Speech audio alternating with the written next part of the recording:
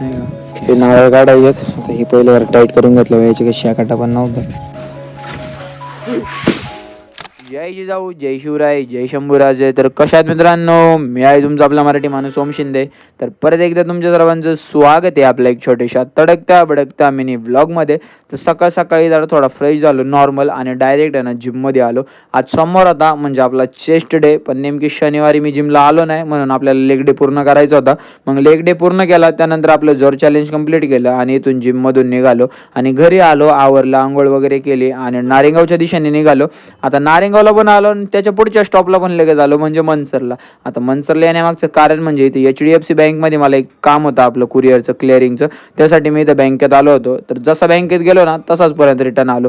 इथून कुरिअर वगैरे घेतले, ते क्लिअरिंगचं काम सगळं पूर्ण केलं आणि डायरेक्ट आहे ना दुकानावरती आलो. तर दुकानावरती पण एक दोन गोष्टी होत्या, त्या पूर्ण केल्या.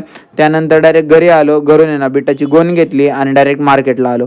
बिटाचा भाव आहे ना आता परत उतारलाय, म्हटलं जाऊ द्या, आहे ते जेवढं राहिलेलं आपण सगळं काढून घेऊ. मग इथून पट्टी वगैरे बनवून घेतली आणि डायरेक्ट ना मी इथं आलो होतो नारळ न्यायला. कुठं आलो होतो ते बघण्यासाठी ना ओम शिंदे ब्लॉग्स या यूट्यूब चॅनलवरती जाऊन फुल ब्लॉग बघा, म्हणजे तुम्हाला कळेल. मग इथून सगळे नारळ वगैरे घेतले फुल भरून. आता भाऊ नारळ इतका क्वालिटी ना, पाणी तर लय गोड लागत होतं. मोकार नारळ घेतलेत आम्ही. आता इथं गेम खेळत बसलो आणि येऊन कधी पाणी प्यायला बसला काय माहिती, म्हटलं पी पी बाबा, जरा तेवढंच आम्हाला पुण्य भेटेल. आजच्यासाठी एवढंच. मोर मिनी ब्लॉगसाठी सबस्क्राईब आणि फॉलो करा, सपोर्ट करा.